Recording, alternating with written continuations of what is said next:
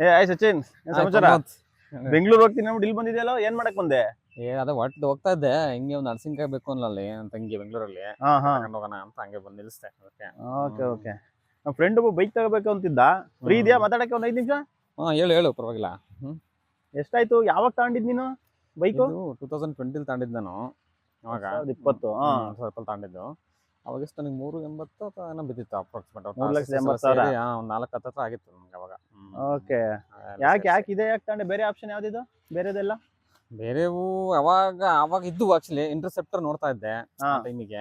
ಆಮೇಲೆ ಬಿಟ್ಟರೆ KTM ಮಾಮೂಲಿ ಯಾವಾಗ ಒಂದು ಸ್ವಲ್ಪ ಟ್ರೆಂಡಿಂಗ್ ಅಲ್ಲಿ ಇತ್ತು KTM ಎಲ್ಲ. ಬಟ್ KTM ನನಗೆ ಸ್ವಲ್ಪ ಈ ಕಾಲೇಜ್ ಫ್ರೆಂಡ್ಸ್ಗೆ ಅಂದಂಗೆ ಅನ್ನಿಸ್ತು.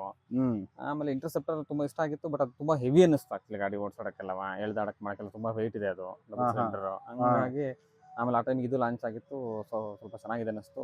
I preferred. ಕಲರ್ ಯಾಕಿದೆ ತಗೊಂಡೆ? ಕಲರ್ BMW ದಲ್ಲಿ ಸ್ವಲ್ಪ ಸ್ಪೆಷಲ್ ಕಲರ್, HP ಕಲರ್ ಅಂತ ಹೇಳ್ಬಿಟ್ಟು. ಮತ್ತೆ ವೈಟ್ ಚೆನ್ನಾಗಿ ಕಾಣುತ್ತೆ, ವೈಟ್ ಚೆನ್ನಾಗಿದೆ. ಇದು ಬಿಟ್ಟರೆ ರೆಡ್ ಅಂಡ್ ಬ್ಲಾಕ್ ಇತ್ತು ಫುಲ್. ಬಟ್ ನನಗೆ ಇದು ನೋಡಿ ತುಂಬಾ ಚೆನ್ನಾಗಿ ಅನಿಸ್ತು.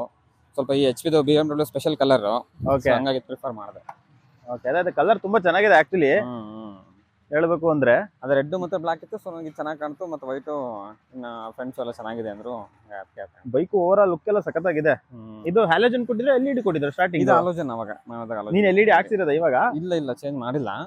ಅದು ಮಾಡಿದ್ದೆ ನನಗೆ ಸರಿ ಅನ್ನಿಸ್ಲಿಲ್ಲ, ಮತ್ತೆ ಅದ ನಾರ್ಮಲ್ ಸ್ಟಾಕ್ ಹಾಕಿದ್ದೀನಿ. ಹ್ಯಾಲೋಜನ್ ಹಾಕಿದ್ಯಾ? ಹಾಕಿದ್ದೀನಿ ಇವಾಗ ಮತ್ತೆ. ಓಕೆ. ಮೈಲೇಜ್ ಎಲ್ಲ ಹೆಂಗ್ ಬರುತ್ತೆ?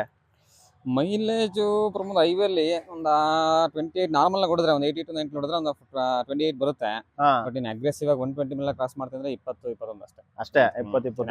120 ಮೇಲೆ ಹೊಡಿತೀಯ ಅಂದ್ರೆ 20-22 ಅಷ್ಟೇ ಮ್ಯಾಕ್ಸಿಮಮ್ ನಿಮಗೆ. ಓಕೆ. ಸರ್ವಿಸ್ ಸೆಂಟರ್ ಇವಾಗ BMW ಏನ್ ಎಲ್ಲಾ ಕಡೆ ಇಲ್ಲ ಅನ್ಸುತ್ತಲ್ವಾ? ದೊಡ್ಡ ಸಮಸ್ಯೆ ಅದು. ಏನಾಗಿದೆ, ಅವ್ರಿಗೆ ಓವರ್ ಆಲ್ ಕರ್ನಾಟಕ ಒಂದೇ ಬೆಂಗಳೂರಲ್ಲಿ. ಸೊ ನೀನ್ ಎಲ್ಲೇ ಇದ್ರು ಅಲ್ಲಿಗೆ ಬಂದು ಮಾಡಿಸ್ಬೇಕು. ಸೊ ಸರ್ವಿಸ್ ಸ್ವಲ್ಪ ಹಿಂಸೆ ಆಗುತ್ತೆ. ಈಗ ನೋಡಿ, ಮಂಗಳೂರು ನಾವು ಮೊನ್ನೆ ಉಜ್ರಲ್ಲಿ ಇದ್ದಿದ್ದು, ಸರ್ವಿಸ್ಗೋಸ್ಕರ ಒಂದು 250 ಕಿಲೋಮೀಟರ್ 300 ಕಿಲೋಮೀಟರ್ ಟ್ರಾವೆಲ್ ಮಾಡಬೇಕಾಗತ್ತೆ. ಅದೇ ಅಪ್ಪ ಅಲ್ವಾ? ಇಯರ್ಲಿ ಒನ್ಸ್, ಬಟ್ ಸ್ಟಿಲ್ ತುಂಬಾ ದೂರ ಆಯ್ತು ಸರ್ವಿಸ್ ಮಾತ್ರ. ಈಗ ಬೆಂಗಳೂರು ಹುಬ್ಳಿಲೇ ಇರೋರು ಕರೆಕ್ಟ್ ಆಕ್ಚುಲಿ ಹುಬ್ಳಿಲಿರೋರು, ಮಂಗಳೂರಲ್ಲಿರೋರು ತುಂಬಾ. ಈಗ ಮಂಗಳೂರಿಂದ ಬೆಂಗಳೂರಿಗೆ ಆಲ್ಮೋಸ್ಟ್ 370-400 ಕಿಲೋಮೀಟರ್ಸ್ ಆಗುತ್ತೆ. ಅಪ್ ಟು 800 ಕಿಲೋಮೀಟರ್ ಆಗುತ್ತೆ. Difficult actually. ಪೆಟ್ರೋಲ್ ಚಾರ್ಜ್ ನಿನಗೆ ಹತ್ರ 60,000 ಬರುತ್ತೆ. ಈಗ 30 ಕಿಲೋಮೀಟರ್ ಅವ್ರೆ ಒಂದು 25 ಕಿಲೋಮೀಟರ್ ಅವರೇಜ್ ತಗತ್ತೀನಿ ಅಂದ್ರೂ ಒಂದು 710 ಕಿಲೋಮೀಟರ್ ಅಂದ್ರೆ ನಾಳೆ ಅದೇ ಆಗೋಗುತ್ತೆ ನಿಮಗೆ ದುಡ್ಡು. ತುಂಬಾ ಅದೇ ಸರ್ವಿಸ್ ಮಾತ್ರ ಸ್ವಲ್ಪ ಅದೇ ಸೆಂಟರ್ ಕೊಡ್ಬೇಕಾಯ್ತು ಅಟ್ಲೀಸ್ಟ್ ಒಂದು 4. ಅದೊಂದು ನಿಮ್ ಹಿಂಸೆ ಅನ್ಸುತ್ತೆ ನಿನ್ಗೆ ಆಕ್ಚುಲಿ. ಯಾವಾಗ್ಲೂ ಇನ್ ನಿಯರ್ ಇದ್ರೆ ಓಕೆ, ಹಾಸನದಿಂದ ಯಾವತ್ತೋ ಹೋಗಿ ಬಂದ್ಬರೋದು.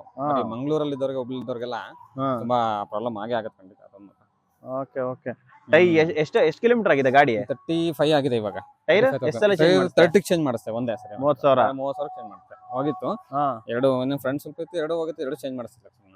ಓಕೆ. ಹೀಟ್ ಹೆಂಗಾಗುತ್ತೆ? ಹೀಟಿಂಗ್ ಇಶ್ಯೂ ಜಾಸ್ತಿ ಇದೆಯಾ? ಹೀಟು ಇದೆ, ಬಟ್ ಅದೇ ನಿಂಗೆ ಸ್ವಲ್ಪ ಐಡಲ್ ಇದ್ದಾಗ, ಟ್ರಾಫಿಕ್ ಅಲ್ಲಿ ಇದ್ದಾಗ ಫೀಲ್ ಆಗುತ್ತೆ. ಬೇರೆ ಈಗ ಆಕ್ಚುಲಿ KTM ಕಂಪೇರ್ ಮಾಡಿದ್ರೆ ನನಗೆ ಬೆಸ್ಟ್ ಅನ್ಸುತ್ತೆ. ಸ್ವಲ್ಪ ಪರವಾಗಿಲ್ಲ ಹೀಟು. ಇದೊಂದು ಇದೆ ನಿಂಗೆ, ಇದ್ರಲ್ಲೇನು ಟ್ರಾಫಿಕ್ ಅಲ್ಲಿ ಇದ್ರೆ ಮಾತ್ರ ಫೀಲ್ ಆಗುತ್ತೆ. 105 ವರೆಗೆಲ್ಲ ಹೋಗುತ್ತೆ ಟ್ರಾಫಿಕ್ ಅಲ್ಲಿ. ಫೀಲ್ ಆಗುತ್ತೆ ಇದ್ರ ಬರೋದು, ಬ್ಲೋ ಆಗುತ್ತೆ. ಬಟ್ ಓಕೆ, ಈ ತರ ಗಾಡಿಗಳು ಆಲ್ಮೋಸ್ಟ್ ಇರುತ್ತೆ, ಎಲ್ಲ ಗಾಡಿಗಳು ರೇಟ್ ಇರುತ್ತೆ. ಬಟ್ ಇದು ಫೈನ್ ಆಕ್ಚುಲಿ. ಚೈನ್ ಸ್ಪಾಕೆಟ್ ಅದ್ರದ್ದು ಇದುವರೆಗೂ ಏನು ಚೇಂಜ್ ಮಾಡಿಸಿಲ್ಲ. ಚೇಂಜ್ ಮಾಡಿಸಿಲ್ವಾ? ಚೈನ್ ಸ್ಪಾಕೆಟ್ ಚೇಂಜ್ ಮಾಡಿಸಿಲ್ಲ. 30,000 ಅದನ್ನು ಚೇಂಜ್ ಮಾಡಿಸಿಲ್ಲ. ಎಲ್ಲ ಇದೆ ಚೇಂಜ್ ಮಾಡಿಸಿದ್ದು. ಟೈರ್ ರಬ್ಬರ್ ಒಂದ್ಸಲ ಚೇಂಜ್ ಮಾಡಿಸಿದೀನಿ. ಅದು ಬಿಟ್ರೆ ಬ್ರೇಕ್ ಪ್ಯಾಡ್ಸ್ ಹೋಗ್ತಾ ಇರುತ್ತೆ ಆಮೇಲೆ.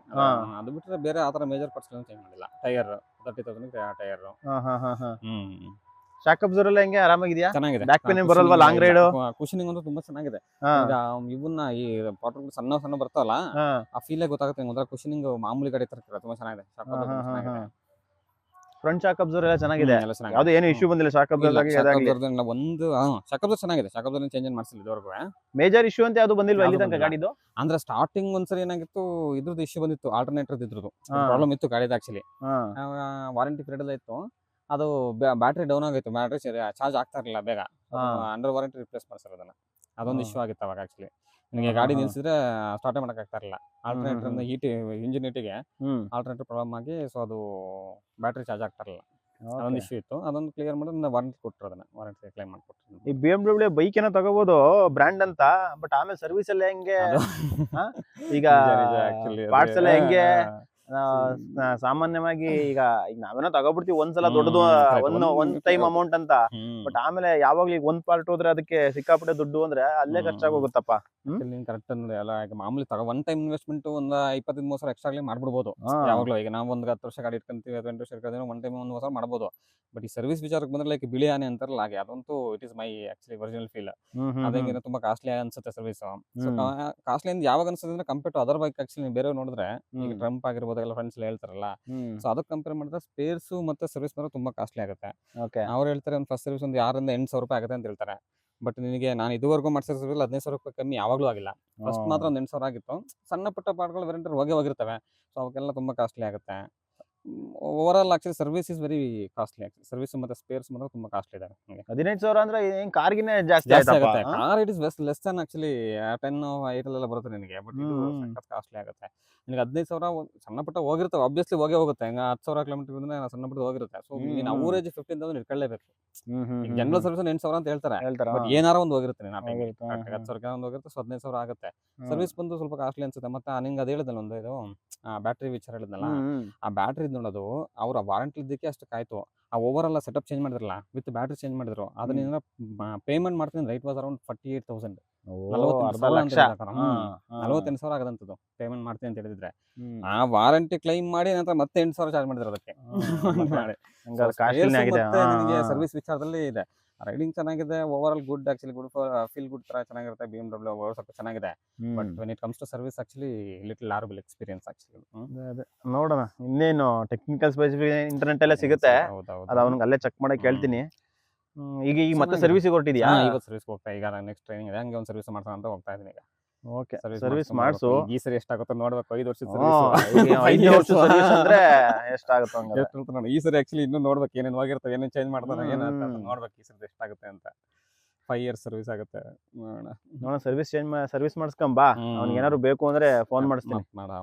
ನನಗೆ ಏನಾದ್ರು ಡೌಟ್ಸ್ ಇದ್ರೆ ಕೇಳ್ತೀನಿ. ಅವನು ಕನ್ಫ್ಯೂಷನ್ ಅಲ್ಲಿ ಇದ್ದಾನೆ ಒಟ್ಟಿನಲ್ಲಿ. BMW ಏನೋ, KTM, ಟ್ರಾಂಪ್, ಹೋಂಡಾನೋ ಅಂತ ಈಗೇನು ಆಪ್ಷನ್ಗಳು ಜಾಸ್ತಿ ಇದಾವೆ. ಚೆನ್ನಾಗಿದಾವೆ. ಹೋಂಡಾದಲ್ಲಿ ಒಳ್ಳೆ ಬಿಟ್ರು, ಮತ್ತೆ ಇದ್ರಲ್ಲಿ ಬಿಟ್ರು, ಅದರಲ್ಲಿ ಟ್ರಂಪ್ ಎಲ್ಲ ಗಾಡಿಗಳು ಬಂದು ಚೆನ್ನಾಗಿ, ಮತ್ತೆ ಲೆಸ್ ಇದಕ್ಕಿಂತ ಕಮ್ಮಿಗೆ ಸಿಗುತ್ತೆ ನಿಮಗೆ. ಹೌದೌದು, ಚೆನ್ನಾಗಿದಾವೆ. ಈಗ ಅವೆಲ್ಲ ಒಳ್ಳೊಳ್ಳೆ ಲಾಂಚ್ ಮಾಡಿದ್ದಾರೆ ಆಕ್ಚುಲಿ, ಒಳ್ಳೆ ಬ್ರ್ಯಾಂಡ್ ಗಾಡಿಗಳನ್ನ. ಸರಿ ಆಯ್ತು, ನೋಡೋಣ, ಸಿಗೋಣ. Okay, thanks. ಬಾಯ್.